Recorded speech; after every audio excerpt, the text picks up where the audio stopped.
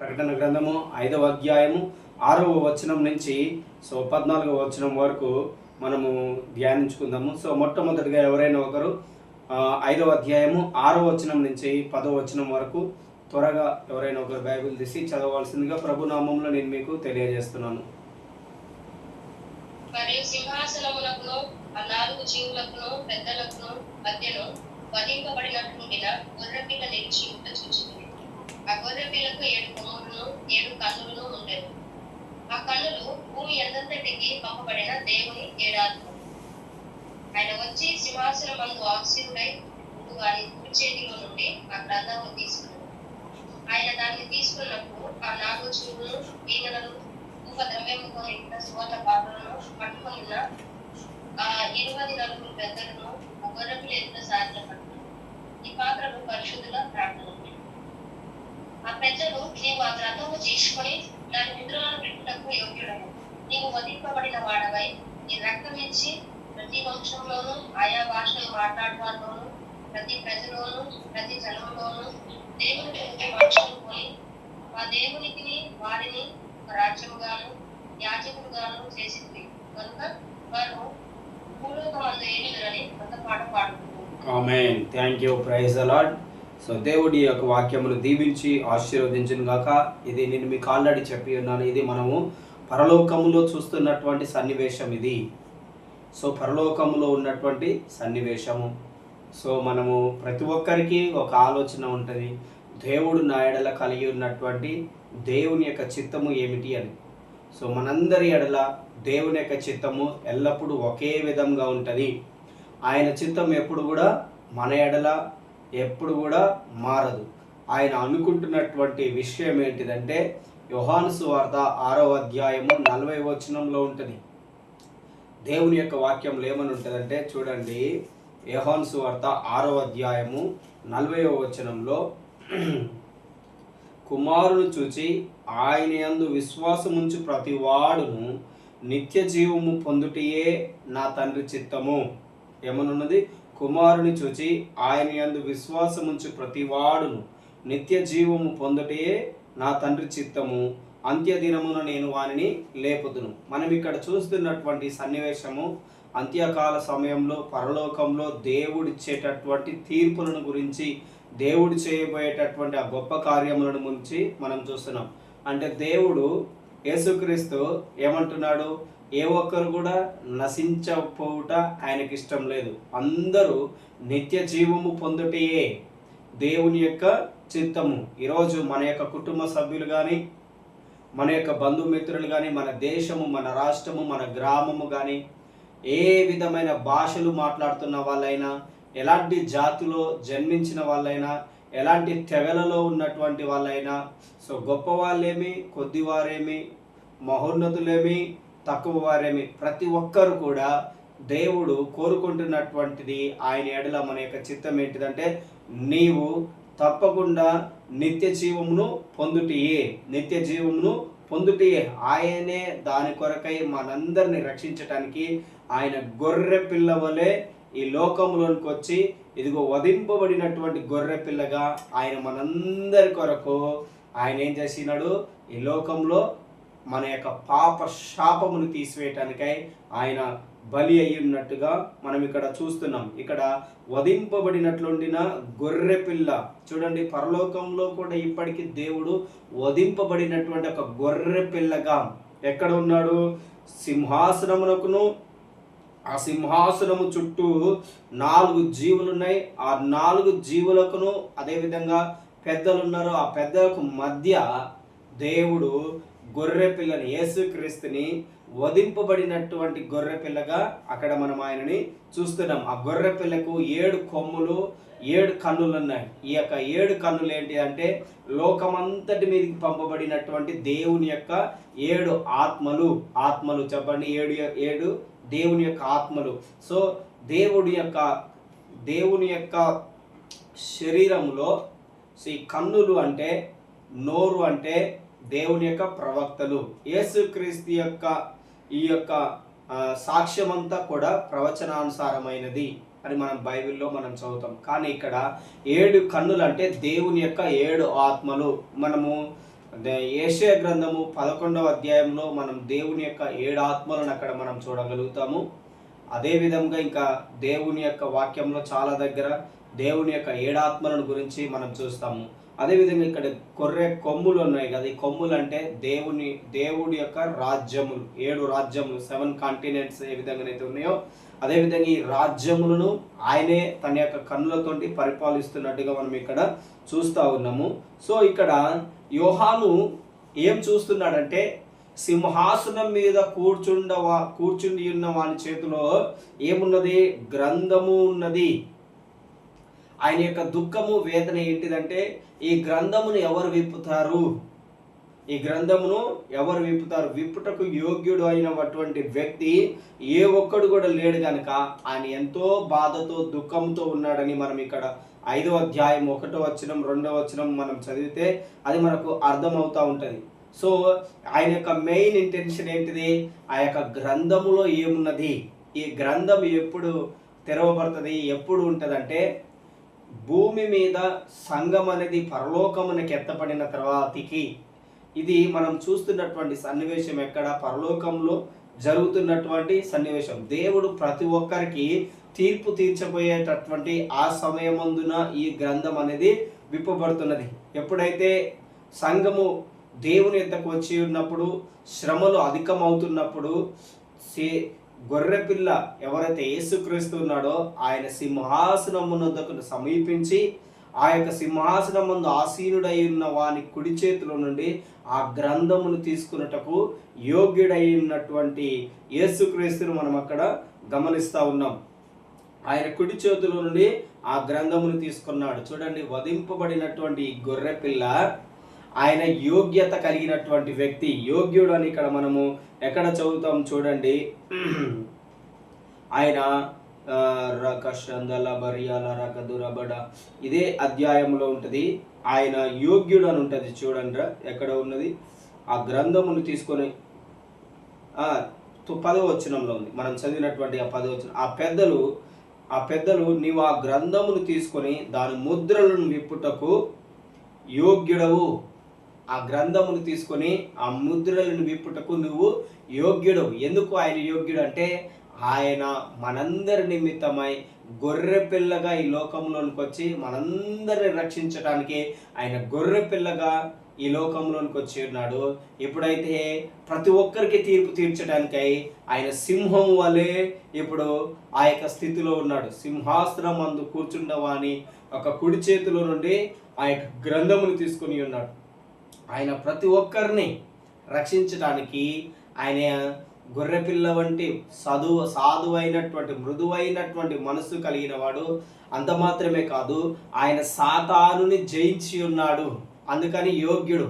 ఆయన రక్తమును చిందించి ఉన్నందుకు, అదేవిధంగా సాతానుని జయించి ఉన్నందుకు, అదేవిధంగా మనుషులందరినీ ఆయన రక్షించి ఉన్నందుకై, ఈ లోకమంతటిని ఆయన రక్షించినందుకై ఆయన యోగ్యుడని ఇక్కడ దేవుని యొక్క వాక్యంలో చెప్పబడుతుంది. ఆయన లాంటి యోగ్యత కలిగినటువంటి వ్యక్తి ఇంకా ఎవరు కూడా లేదు. కారణం ఏంటిదంటే సాతాను యేసు ప్రభువును అన్ని విషయముల్లో శోధించినదని బైబిల్ చెప్తుంది.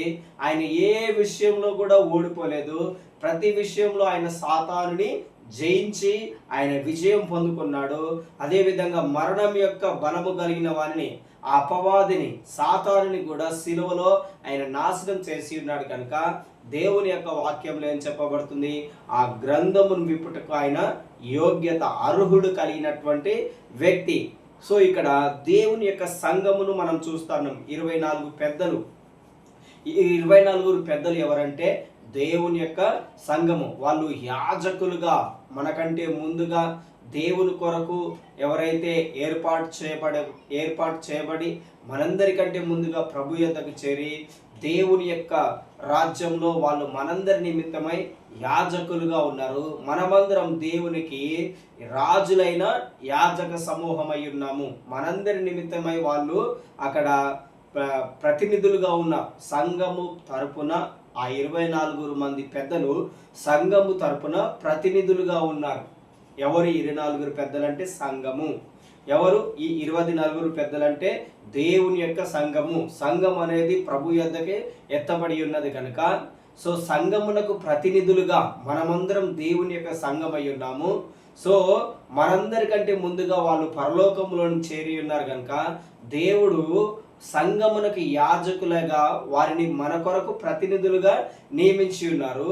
కారణం ఏంటిదంటే మనము రాజులైన యాజక సమూహం అయి ఉన్నాము. సంఘం ఎవరు అంటే రాజులైనటువంటి యాజక సమూహము. ఆ యాజక సమూహానికి ఆ 24 పెద్దలు ఏమై ఉన్నారు? ప్రతినిధులుగా ఉన్నారు. ఆ సంఘమునకు యజమాని యేసుక్రీస్తు అయి ఉన్నాడు, శిరస్సు అయి ఉన్నాడు. ఆ యొక్క యాజకులకు శిరస్సు అయి ఉన్నాడు యేసుక్రీస్తు. ఇక్కడ దేవుని యొక్క సంఘంలో పరలోకంలో మనం ఏమేమి గమనిస్తూ ఉన్నాము చూడండి. 8వ వచనంలో మనం చదువుదాము. ఏమనున్నదంటే ఇక్కడ ఆయన దానిని తీసుకున్నప్పుడు, ఎప్పుడైతే వాళ్ళందరూ ఈ 4 జీవులు, అదేవిధంగా పెద్దలు, దేవదూతలందరూ కూడా 24 పెద్దలు కూడా ఏమంటున్నారు? నీవు ఆ గ్రంథమును తీసుకొనుటకు యోగ్యుడు అని చెప్పినప్పుడు, ఆయన దానిని తీసుకొనినప్పుడు ఏం జరుగుతున్నదంటే ఆ 4 జీవులను, వీణలను, ధూప ద్రవ్యములతో నిండిన సువర్ణ పాత్రలను పట్టుకొని ఉన్న ఆ 24 పెద్దలను ఆ గొర్రె పిల్ల ఎదుట సాగిలపడిరి. చూడండి, ఇక్కడ వీణలు అంటే ఏంటి అంటే స్తుతి స్తోత్రములు. వీణలు అంటే స్తుతి చెల్లిస్తున్న మన యొక్క ప్రార్థనలు కింద ఉన్నది. ఈ పాత్రలు ఎవరి అంటే పరిశుద్ధుల ప్రార్థనలని దేవుని యొక్క వాక్యంలో ఉన్నది. వీణే అంటే మనం చెల్లించేటటువంటి, మనం చేసేటటువంటి స్తుతి స్తోత్రములు ఇక్కడ వీణలుగా ఉన్నాయి. సో ఇక్కడ మనము ఏవైతే ప్రార్థనలు చేస్తున్నామో, నీవు ప్రతిరోజు చేస్తున్నటువంటి ప్రార్థన దేశం కొరకు కానీ, గ్రామముల కొరకు కానీ, పట్టణముల కొరకు కానీ, దేవుని యొక్క చిత్తము నిమిత్తమై దేవుని యొక్క ప్రణాళిక ఈ భూమి మీద నెరవేరటానికి నువ్వు చేసేటటువంటి ప్రార్థన, ఆ ప్రార్థన మాత్రమే మన యొక్క వ్యక్తిగత జీవితం కొరకు, మన యొక్క అవసరతల నిమిత్తమై చేసేటటువంటి ఈ ప్రార్థన ఈ యొక్క విషయంలో చేర్చబడదు. నీ యొక్క వ్యక్తిగత అవసరతల నిమిత్తమై నువ్వు చేస్తున్నటువంటి ప్రార్థన ఈ యొక్క సువర్ణ పాత్రలలో చేర్చబడదు. కారణం ఏంటిదంటే మన యొక్క అవసరాల నిమిత్తమై మనం ప్రార్థన చేస్తున్నాం. కానీ ఇక్కడ దేవుని యొక్క పాత్రలు, సువర్ణ పాత్రలను పట్టుకొని ఉన్న ఆ 24 పెద్దలను ఉన్నది కదా, ఇది మన యొక్క సంఘము తరపున యాజకుల వలె. యాజకుని యొక్క పని ఏంటిది? ఎప్పుడు సువర్ణ ధూపార్తిని చేత పట్టుకొని వాళ్ళు దేవుని యొక్క ఆ యొక్క ప్రత్యక్షత గుడారములోనికి వెళ్ళేటప్పుడు సువర్ణ ధూపార్తిని పట్టుకొని ధూపం వేస్తూ, అంటే ధూపం అంటే ఇక్కడ ఏంటిదంటే ప్రార్థన. మనము దేవుని యొక్క కీర్తనల గ్రంథంలో చదువుతాం. కీర్తన 144వ అధ్యాయం అనుకుంటా, 144వ అధ్యాయం 1వ వచనం ఒకసారి చదవండి. మీరు చేతులెత్తుట అనే వచనం ఉంటుంది. 144వ అధ్యాయం ఎవరు తెలియదా?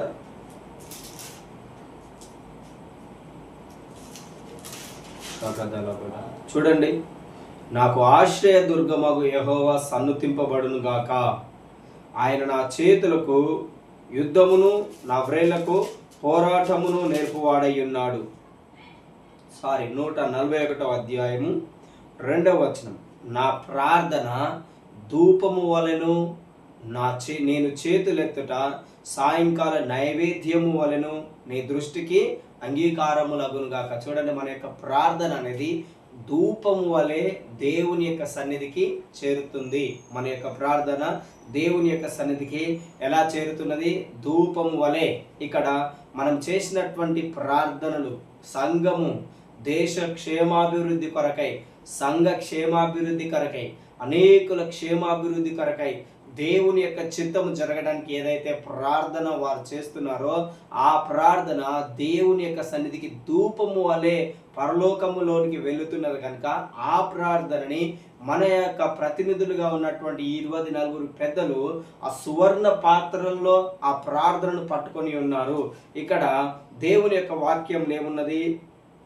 వీణెలను ధూప ద్రవ్యములతో నిండిన మన యొక్క ప్రార్థన ఇక్కడ మనం ఏ విధంగా చూస్తున్నాం?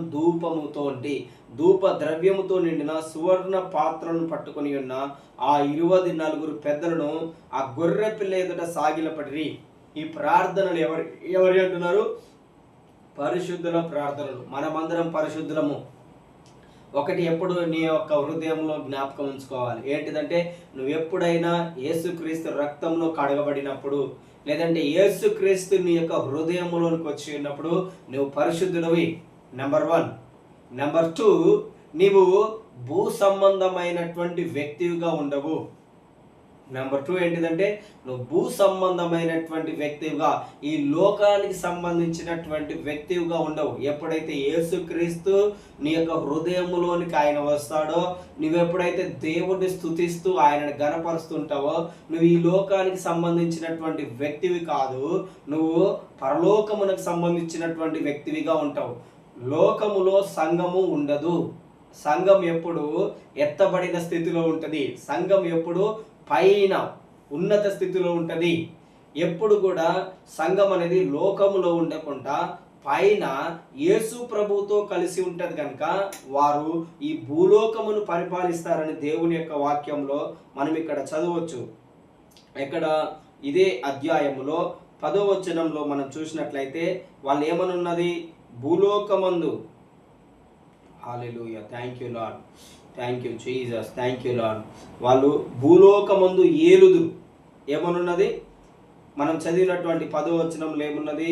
మా దేవునికి వారిని ఒక రాజ్యముగాను యాజకులను గాను చేసితివి గనుక వారు భూలోకమందు ఏలుదురు. సంఘము భూలోకముని ఏలేటటువంటిది. నీవు నేను ఈ భూమిని పరిపాలించేటటువంటి వాళ్ళము. మనం ఏమి పరిపాలిస్తాము అనేది నేను తర్వాతకి చెప్తాను. సో మనం భూమిని పరిపాలించేటటువంటి వ్యక్తులు. సంఘము ఈ లోకములో కలిసి ఉండదు. సంఘం అంటే నీవు నేను ఎప్పుడు కూడా మనం ఈ లోకముతో కలిసి ఉండం. కానీ సంఘం ఎప్పుడు కూడా యేసు ప్రభుతో కలిసి ఉంటది. సంఘం ఎప్పుడు కూడా లోకములో ఉండకుండా లోకమునకు పైగా ఉండి ఈ భూలోకముని ఏలే వాళ్ళుగా ఉంటారు. మనమందరము దేవుని యొక్క యాజకులము, రాజులైనటువంటి యాజకులమును కనుక మనం ఎప్పుడు పరిపాలించే వాళ్ళంగా ఉంటాము. మన యొక్క ప్రార్థన ధూపము వలె ప్రభు సన్నిధికి వెళ్తుంది. ఎప్పుడు నువ్వు ఎప్పుడైతే దేవుని కొరకు, దేవుని యొక్క సంఘము కొరకు, దేశముల కొరకు, పాడైపోతున్న వాటి కొరకు, నశించిపోతున్న వాళ్ళ కొరకు ఎప్పుడైతే నువ్వు ప్రార్థిస్తుంటావో, నీతి ఎక్కడైతే నీకు కనబడట్లేదో, మనం ఈ లోకంలో చూసినప్పుడు నీతి అవినీతి కనిపించినప్పుడు, పాపము కనిపించినప్పుడు, దుర్నీతి కనిపించినప్పుడు, ఎప్పుడైతే నీ యొక్క హృదయము బాధ కలిగి దేవుని నిమిత్తమైన ఆ యొక్క మనస్సాక్షి కలిగి ఎప్పుడైతే నువ్వు చేసేటటువంటి ఆ ప్రార్థన పరలోకమునకు ధూపము వలె వెళ్తుంది. ఎప్పుడు మన నిమిత్తం కాదండి, మన యొక్క సొంత విషయముల కొరకు కాదు, కానీ దేవుని యొక్క కార్యముల నిమిత్తమై మనం ఎప్పుడైతే ప్రార్థన చేస్తుంటామో అప్పుడు దేవుని చిత్తానుసారంగా నువ్వు ప్రార్థన చేస్తుంటావు. నిజంగా మనకు చెప్పాలంటే మనం ఎలా ప్రార్థన చేయాలో మనకు తెలియదు. ఫస్ట్ ఆఫ్ ఆల్ నువ్వు ఎప్పుడైనా నీవు ప్రార్థన చేసేటప్పుడు ఎల్లప్పుడూ పరిశుద్ధాత్మ దేవుని మీదనే మీరు ఆధారపడండి. నీ యొక్క వ్యక్తిగత ప్రార్థనలు ఎప్పుడు కూడా పరిశుద్ధాత్మ దేవుణ్ణి గుర్తించండి, పరిశుద్ధాత్మ దేవుణ్ణి ఆహ్వానించండి. నీ యొక్క ప్రార్థనలో ఆయనకు అవకాశం ఇవ్వండి, ఆయన నీ ద్వారా ప్రార్థన చేయనివ్వండి. ఎందుకంటే మనం ఏ ప్రార్థన చేయాలో మనకు తెలియదు. బైబిల్లో నేను చాలాసార్లు చెప్తాను మీకు ఈ మాట. రోమీలకు రాసిన పత్రిక 8వ అధ్యాయం 26-27 వచనంలో ఉంటుంది. మనం ఏం ప్రార్థన చేయాలో మనకు తెలియదు, కానీ పరిశుద్ధాత్మ దేవుడు దేవుని యొక్క చిత్త ప్రకారము ఆయన మనలో ఉండి ప్రార్థన చేస్తాడని దేవుని యొక్క వాక్యంలో ఉంటుంది. అప్పుడు నీ యొక్క ప్రార్థన ధూపం వలె పరలోక సన్నిధికి, ఆ ప్రార్థన నువ్వు చేస్తున్నటువంటి ప్రార్థన సువర్ణ పాత్రలో లిఖించబడుతుంది. ఇది ఎక్కడ జరుగుతుంది? పరలోకంలో జరుగుతున్నటువంటి విషయం ఇది. దేవుడు భూలోకమునకు న్యాయము తీర్పు తీర్చేటటువంటి ఆ సమయంలో నీవు చేసినటువంటి ప్రార్థన జ్ఞాపకంగా ఉంటుంది. ఎప్పుడైతే దేవుడు తన యొక్క గ్రంథమును విప్పినప్పుడు అందరికి తీర్పు తీర్చేటప్పుడు, సర్వలోకానికి తీర్పు తీర్చేటప్పుడు దేవుడు నిన్ను జ్ఞాపకం చేసుకుంటాడు. ఆయన న్యాయాధిపతి అయి ఇప్పుడు వధింపబడినటువంటి గొర్రె పిల్లగా ఉండడు. ఆయన సింహాసనాసీనుడైనటువంటి యూదా గోత్రపు సింహం వలె ఆయన తీర్పు తీరుస్తాడు. ఆయన ప్రతి ఒక్కరికి వాని క్రియల చొప్పున, మన క్రియలను బట్టి దేవుడు మనకు తీర్పు తీరుస్తూ ఉంటాడు. సో కనుక మన యొక్క క్రియలు దేవుని ఎదుట పరిశుద్ధమైనవిగా ఉండాలి. మన యొక్క ప్రార్థన ఎప్పుడు పరిశుద్ధమైనదిగా ఉండాలి. నీవెప్పుడు నేను పరిశుద్ధిని అని జ్ఞాపకం చేసుకోవాలి. నేను పాపిని కాదు, యేసు రక్తము చేత మనము కడగబడినటువంటి వ్యక్తులం.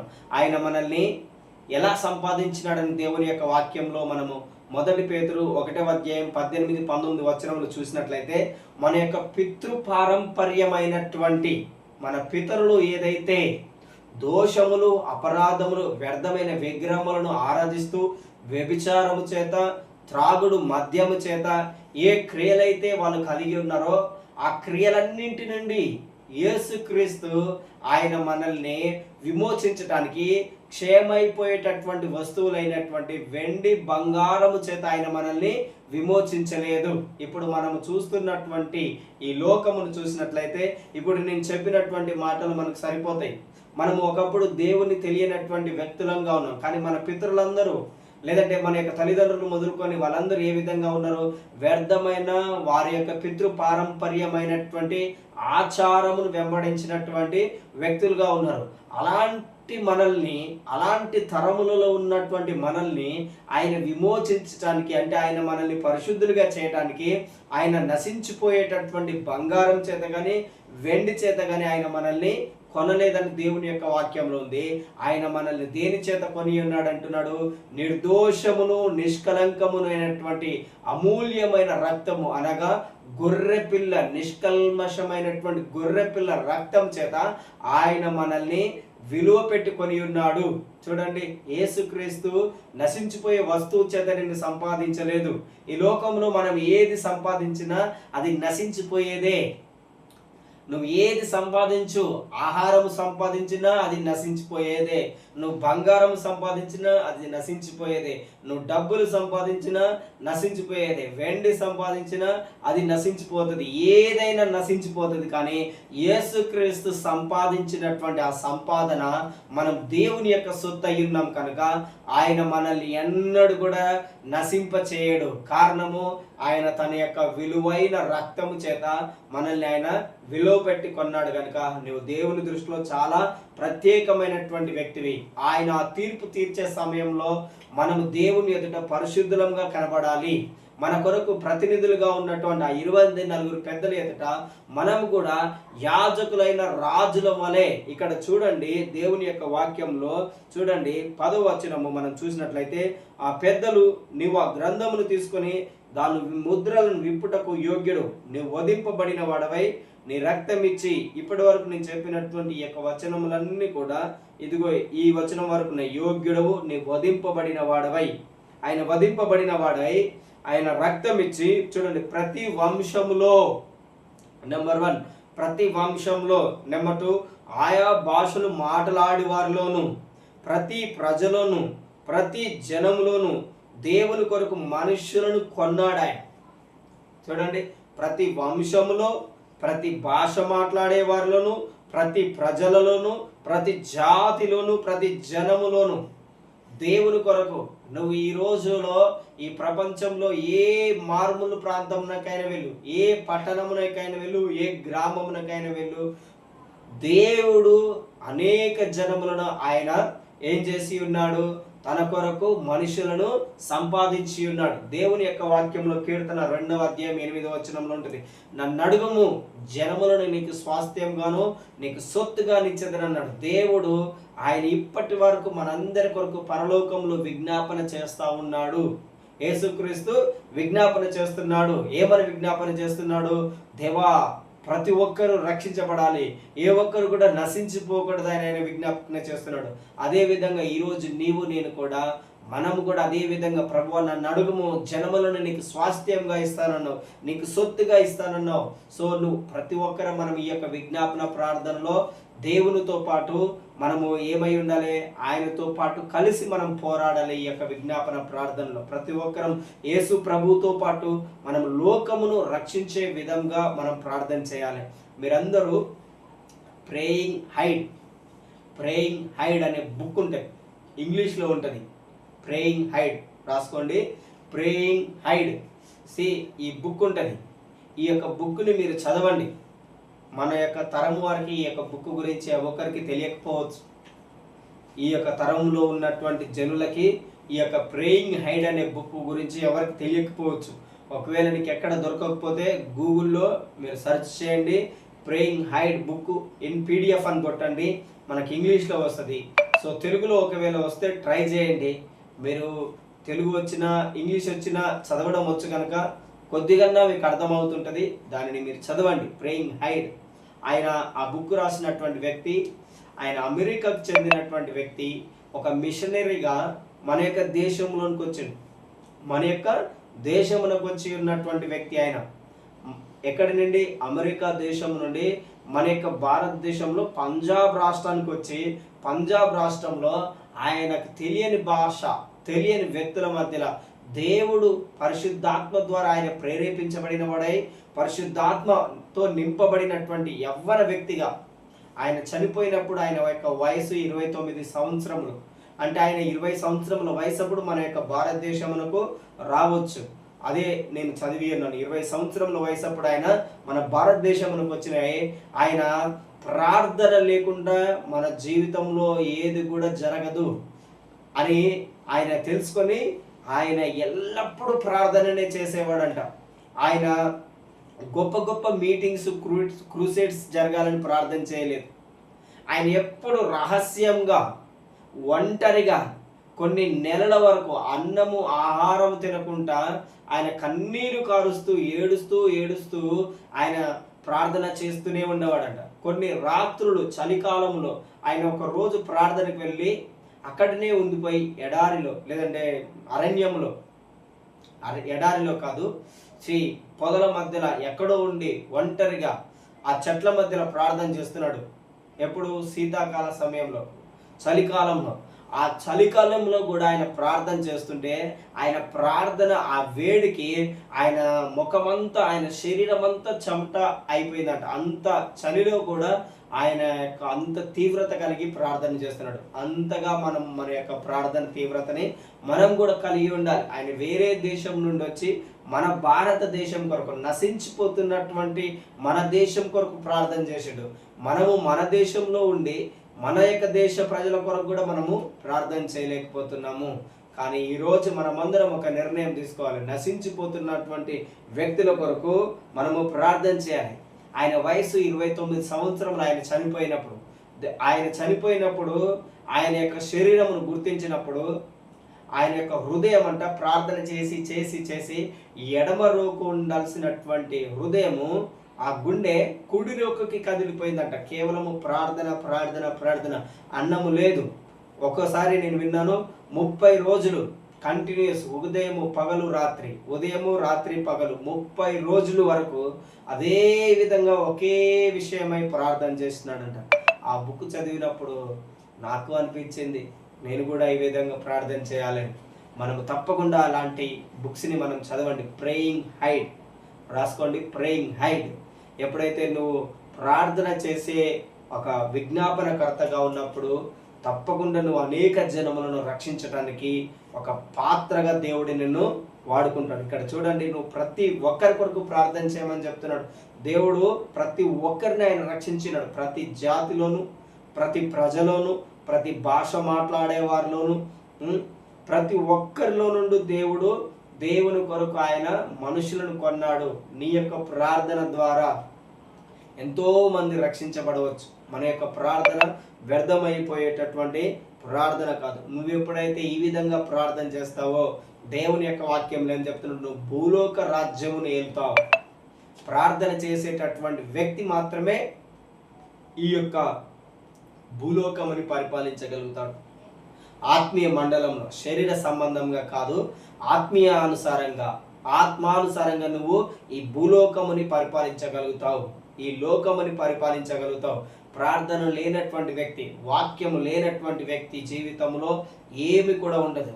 నీకు ఏమున్నా లేకున్నా ప్రతిరోజు నీ నిర్ణయం, నేను ప్రార్థన కొరకు కనీసం 1 గంట సేపైనా నేను ప్రార్థన చేయాలి. ఆయన చెప్పినటువంటి ఆయన యొక్క మాటలు ఏంటిది? ప్రతి క్రైస్తవుడు కనీసం 1.5 గంట సేపైనా, 1.5 గంట అయినా ఉదయకాలంలో, వీలైతే మధ్యాహ్న కాలంలో 1 గంట సేపు లేదంటే 1 గంటన్నర సేపు ప్రార్థన చేయండి. ఇది మీరు అలవాటు చేసుకున్నట్లయితే మీరు గంటల తరబడి ప్రార్థన చేయగలుగుతారు. ఈవెన్ రాత్రంతా ప్రార్థన చేయగలుగుతారు. యేసుక్రీస్తు రాత్రంతా ప్రార్థన చేసిండు.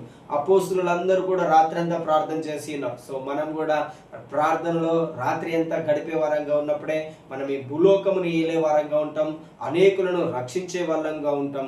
చూడండి, దేవుని యొక్క వాక్యంలో ఎంత స్పష్టంగా ఇక్కడ మనం చూస్తున్నాము. సో దేవుడు మనందరికీ ఐశ్వర్యమును, జ్ఞానమును, శక్తియు, బలమును, ఘనతయు, మహిమయు ఇవ్వటానికి ఆయన ప్రతిదానిని జయించి ఉన్నాడు. చూడండి 12వ వచనంలో ఇక్కడ మనం చూసినట్లయితే, ఆ వధింపబడినటువంటి గొర్రె పిల్ల ఎవరైతే మనందరి కొరకు పరలోకం నుండి భూలోకంలోనికి వచ్చినటువంటి ఆ వధింపబడినటువంటి యేసుక్రీస్తు, ఆయన మనకు శక్తిని, బలమును, ఐశ్వర్యమును, జ్ఞానమును, ఘనతను, మహిమయు ఇవ్వటానికి ఆయన అర్హుడు. ఆయన కేవలము ఈ గ్రంథమును తెరిచి ఈ గ్రంథములో ఉన్న దానిని బట్టి ఆయన మనకు తీర్పు తీర్చటం మాత్రమే కాదు, ఆయన మనకు శక్తినిచ్చేటటువంటి దేవుడై ఉన్నాడు, ఐశ్వర్యంనిచ్చేటటువంటి దేవుడై ఉన్నాడు, ఆయన జ్ఞానమునిచ్చేటటువంటి దేవుడై ఉన్నాడు. సొలొమోను కంటే జ్ఞానం కలిగినటువంటి యేసుక్రీస్తు ఆయన నీలో ఉన్నాడు. యోనా కంటే గొప్పవాడు. యోనా ఒక్కరోజు సువార్త ప్రకటిస్తే నినివే పట్టణమంతా మారిందని మనం విన్నాము. కానీ యోనా కంటే గొప్పవాడు నీలో ఉన్నాడు. నువ్వు ఒక్కరోజు గట్టిగా ప్రార్థన చేస్తే, మనమందరం ఒక్కరోజు యేసుక్రీస్తుని కలిగి ప్రార్థన చేస్తే, మనము మన యొక్క మనసును బట్టి కాదు, కానీ ఇక్కడ యేసు ప్రభు చెప్పినటువంటి ఆయన యొక్క శక్తి, ఆయన యొక్క బలము, ఆయన యొక్క ఐశ్వర్యము, ఆయన యొక్క మహిమను బట్టి, ఆయన మహిమను బట్టి మనం కనుక ప్రార్థన చేసినట్లయితే, నినేవే పట్టణము ఏ విధంగానైతే మారు మనసు పొందుకున్నదో అదే విధంగా నీవు చేసే ప్రార్థన ద్వారా కూడా అనేక మంది మారు మనసు పొందుకుంటారు. సమస్త మహిమ ప్రభావములు దేవునికి మాత్రమే చెందుతాయి. సమస్త మహిమ దేవునికి మాత్రమే.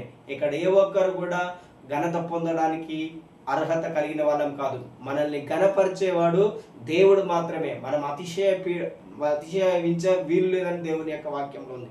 మనం ఎక్కడ కూడా అతిశయపడని అవసరం లేదు. మన యొక్క అతిశయము మన యొక్క దేవుడు అయి ఉండాలి. మన యొక్క గర్వము మన యొక్క యేసుక్రీస్తు అయి ఉండాలి. ఎప్పుడైతే నీకు ఈ మనస్సు ఉంటుందో నీ జీవితంలో ఎల్లప్పుడూ దేవుడు నిన్ను ఉన్నత స్థితిలో నిలబెడతాడు. ఆయనే నీకు శక్తినిస్తాడు, ఆయనే నీకు బలమునిస్తాడు, ఆయన నీకు ఘనతనిస్తాడు, ఆయన నీకు మహిమనిస్తాడు, ఆయన నీకు కావలసినంత ఐశ్వర్యమును ఆయన అనుగ్రహించడానికి ఆయన అర్హుడని దేవుని యొక్క వాక్యంలో ఇక్కడ పరలోకంలో జరుగుతున్నటువంటి ఈ యొక్క విషయములని మనమందరం కూడా చూస్తున్నాం. యోహాను ఏదైతే విషయములని ఆయన చూసిందో ఆత్మ ద్వారా, అదే విషయములను మనం ఇక్కడ చదువుతున్నాం. ఇది ఎప్పుడు జరుగుతుంది అంటే, పరలోకంలో సంఘం ఎత్తబడిన తర్వాతకి శ్రమల కాలంలో కూడా చాలా మంది రక్షించబడతారు. శ్రమల కాలంలో కూడా చాలా మంది రక్షించబడతారు. ఇక్కడ చూడండి, ఇక్కడ అందరూ వారు ఒక పాట పాడినారని ఉంటది. క్రొత్త పాట పాడియారు, క్రొత్త పాట పాడుదురు అని. పరలోకంలో వాళ్ళందరూ క్రొత్త పాటలు పాడుతున్నారు. ఎవరు? దేవదూతలు, 24 పెద్దలు, అదేవిధంగా ఆ యొక్క జీవులు, 4 జీవులు, అక్కడ ఉన్నటువంటి కోట్ల కొలది దేవదూతలు కూడా ఒక క్రొత్త పాట పాడుతూ ఉన్నారు. ఇది ఎక్కడ జరుగుతుంది? పరలోకంలో. ఆల్రెడీ క్రొత్త పాట ఇక్కడ అంటే పాత పాట కూడా బైబిల్లో ఉన్నది. క్రొత్త పాట ఇక్కడ వారు పాడుతున్నారంటే పాత పాట కూడా ఉన్నది. పాత పాట పాత నిబంధనలో, పాత సృష్టి జరిగినప్పుడు, లేదంటే పూర్వము మొట్టమొదటిగా సృష్టి జరిగినప్పుడు పాడినటువంటి పాట, దేవదూతలు పాడినటువంటి పాట మనము యోబు గ్రంథము 38వ అధ్యాయంలో మనం చూస్తాం. భూమికి పునాదులు వేసినప్పుడు, సృష్టిని సృష్టికర్త నిర్మించినప్పుడు దేవదూతలందరూ గంభీరంగా విజయోత్సవంతో వాళ్ళు పాట పాడి ఉన్నారు. ఇప్పుడు కూడా అదే విధంగా దేవుడు నూతన ఈ సృష్టిలో జయించబడిన మనందరము పరలోకంలో చేరుకున్నప్పుడు పరలోకంలో మనందరి కొరకు దేవుని యొక్క దూతలు, అదేవిధంగా 24 పెద్దలు, అదేవిధంగా సంఘమంతా కూడా కలిసి ఒక క్రొత్త పాట పాడుతున్నారు. వారు ఎవరంటే ఈ భూలోకమును ఏలేటటువంటి వాళ్ళు. ఎవరు ఈ క్రొత్త పాట పాడేటువంటి వారంటే దేవుని యొక్క సంఘము. ఎవరు ఈ సంఘం అంటే దేవుని కొరకు ఎత్తబడినటువంటి సంఘము. ఎవరు ఈ సంఘం అంటే యేసు ప్రభుతో కపాటు కలిసి జీవించేటటువంటి సంచరించేటటువంటి ఈ సంఘము ఈ క్రొత్త పాట పాడుతున్నారు. ఈ పాట ఎవరికి రాదు, కేవలము పరలోకములో దేవుని ఎదుట ఎవరైతే యేసుక్రీస్తు రక్తం ద్వారా కడగబడతారో వాళ్ళు, ఎవరైతే ప్రతి జాతిలో నుండి, ప్రతి జనములో నుండి, ప్రతి వంశంలో నుండి ఎవరైతే యేసు ప్రభు కొన్నాడో వాళ్ళు ఈ పాట పాడడానికి అర్హత కలిగినటువంటి వ్యక్తులుగా మనము ఈ యొక్క పరలోకంలో మనం చూస్తాం. ఆ పాట పాడేటటువంటి, ఆ క్రొత్త పాట పాడేటటువంటి సమూహంలో, సంఘములో మనము కూడా ఆ యొక్క సంఘంలో ఉండాలని కోరుకుంటున్నాను. ఆ విధంగా నేను మీ అందరినీ దీవిస్తూ ఆశీర్వదిస్తున్నాను. మీరందరూ ఆ విధంగా వర్ధిల్లాలని, దేవుని యొక్క సంఘంలో మీరు అనేక గొప్ప కార్యములను చేసే వాళ్ళుగా ఉండాలని మిమ్మల్ని అందరినీ నా మనస్ఫూర్తిగా దీవిస్తూ ఆశీర్వదిస్తున్నాను. ఇంకా చాలా విషయములను నేను చెప్తాను. కొద్ది విషయములను మాత్రమే నేను ఇక్కడ ఈ యొక్క 5వ అధ్యాయంలో నుండి చెప్పి ఉన్నాను. రానున్నటువంటి అధ్యాయములు నేను ఎప్పుడైతే మీకు చెప్తుంటానో ఈ యొక్క 4-5 అధ్యాయముల నుండి చాలా విషయములను మనము తెలుసుకొని పోతున్నాం. మీరు ఈ 4-5 అధ్యాయములని చాలా స్పష్టంగా ప్రతి వచనము మీకు అర్థమయ్యే రీతిగా అర్థవంతంగా చదవండి. ఆ యొక్క వచనములన్నిటినీ, ముఖ్యమైన వచనములన్నిటినీ మీరు కంఠస్థంగా లేదంటే ధ్యానించండి. ముఖ్యమైనటువంటి వచనములన్నిటినీ మీరు ధ్యానించండి. మొత్తం ఈ యొక్క 2 అధ్యాయములు కలిపితే 25 వచనములే ఉంటాయి. 4వ అధ్యాయము 5వ అధ్యాయం ఈ 2 అధ్యాయములు కలిపితే కేవలం 25 వచనములే ఉంటాయి. మీరు రోజు ఒక 2 వచనములు నేర్చుకున్న 12 రోజులలో మనము ఈ యొక్క 25 వచనములను నేర్చుకోగలుగుతాం. నేను మీకు చెప్పి ఉన్నాను, ప్రతిరోజు మనము కనీసం డైలీ 3 వచనములనైనా నేర్చుకోవాలి. 3 వచనములైనా మనము ఏంటి చేయాలి, కంఠస్థ వాక్యంగా చెప్పాలి, కంఠస్థం చేసుకోవాలి. ఆ కంఠస్థం చేసేటటువంటి వచనములలో ఈ 4-5 అధ్యాయములను మీరు మొట్టమొదటిగా ధ్యానించండి. అదేవిధంగా రోమీలకు రాసిన పత్రిక 8వ అధ్యాయం కూడా మీరందరూ అక్కడ 39 వచనములు ఉంటాయి. సో మీరందరూ ఆ యొక్క 39 వచనములను, ఆ యొక్క వచనములన్నిటిని మెమరైజ్ చేయాలి. ఆ అధ్యాయం అంతా మీరు మెమరైజ్ చేయాలి. ఎప్పుడు ఈ యొక్క ప్రకటన గ్రంథము మనకు అర్థం కావటానికి మీరు తప్పకుండా నేను చెప్పినటువంటి అధ్యాయములు, ఒకటి జకర్యా గ్రంథము, ఒకటి దానియేలు గ్రంథము, అదేవిధంగా రోమీలకు రాసినటువంటి పత్రిక 8వ అధ్యాయము, ఈ 4-5 అధ్యాయములు మీరు తప్పకుండా మీరు మెమరైజ్ చేయాలి, చదవాలి, జ్ఞాపకం పెట్టుకోవాలి. దేవుని అడగండి, ప్రభువా నాకు ఈ యొక్క వచనములను జ్ఞాపకం పెట్టుకోవడానికి తగిన జ్ఞాపక శక్తిని నాకు దయచేయండి, నీ ఆత్మ చేత నన్ను నింపండి, నీ పరిశుద్ధాత్మను నాకు అనుగ్రహించి ఉన్నామని మీ యొక్క ప్రార్థనలో జ్ఞాపకం చేసుకోండి. మీకు తెలిసిన వాళ్ళకి కూడా చెప్పండి ఈ యొక్క విషయములని. వాళ్ళు మన యొక్క బైబిల్ స్టడీలో పాల్గొనకపోయినా పర్లేదు, కానీ మీరు వ్యక్తిగతంగా వాళ్ళకి ఈ యొక్క సమాచారమును చెప్పండి. మీరు దీవించబడతారు, మీ కుటుంబములు దీవించబడతాయి, మీ తరతరములు, మీ వంశములు, మీ కుటుంబములన్నీ దేవుడు దీవిస్తాడు. దేవుని యొక్క వాక్యంలో ఉన్నది, నన్ను ప్రేమించువాన్ని నేను 1000 తరముల వరకు కరుణిస్తానన్నాడు. నువ్వు దేవుని ప్రేమిస్తున్నావు, సో నీ యొక్క కుటుంబం అంతా దేవుని యొక్క దీవెన పొందుతున్నది. సో దేవుడు నిన్ను ఆ విధంగా దీవించి వర్ధిలత దయచేయను గాక. అదేవిధంగా మనకంటే ముందు క్రైస్తవులై దేవుని యొక్క సన్నిధిలో మన యొక్క తల్లిదండ్రులు, మన పితరులు ఎవరైతే ఉన్నారో వాళ్ళందరి యొక్క దీవెనలు కూడా మన మీద ఉంటాయి. ఎందుకంటే దేవుని యొక్క వాక్యంలో ఉన్నది, నన్ను ప్రేమించు వారి విషయంలో నేను వారి కుటుంబంలోనే 1000 తరముల వరకు కరుణిస్తానన్నాడు. సో ఈరోజు మనమందరం దేవుని ప్రేమిస్తున్నామంటే మన తరతరములు వర్ధిల్లుతాయి. మనం దేవుని ప్రేమిస్తున్నామంటే మన గ్రామములకు మనం ఆశీర్వాదకరంగా ఉన్నాం, మన యొక్క కుటుంబాలకు మనం ఆశీర్వాదకరంగా ఉన్నాం, మన యొక్క పట్టణములకు మనం ఆశీర్వాదకరంగా ఉన్నాం. నువ్వు ఒక్క మాట చెప్తే నిన్ను బట్టి దేవుడు నీ పట్టణముని, నీ కుటుంబముని, నీ రాష్ట్రాన్ని, నీ దేశాన్ని దీవిస్తాడు. అలాగూ దీవించాలంటే యేసు రక్తం చేత కడగబడిన నీవు పరిశుద్ధమైన జీవితమును కలిగి ఉండాలి. ఎప్పుడు కూడా ఈ పరిశుద్ధమైన జీవితము నుండి నిన్ను నువ్వు దేవుని నుండి వేరుపరచుకోకూడదు. ఏ విషయంలో కూడా దేవుని కొరకు, ఏ విషయంలో కూడా మనుషులకు నువ్వు లొంగిపోకూడదు.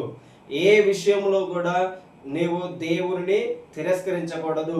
ప్రతి విషయంలో ఎంత ఇబ్బంది కలిగినా, ఎంత కష్టం వచ్చినా మన దేవునికి మనం కృతజ్ఞత కలిగి ఉన్నప్పుడు దేవుడు నిన్ను అన్నిటి మీద హెచ్చిస్తాడు.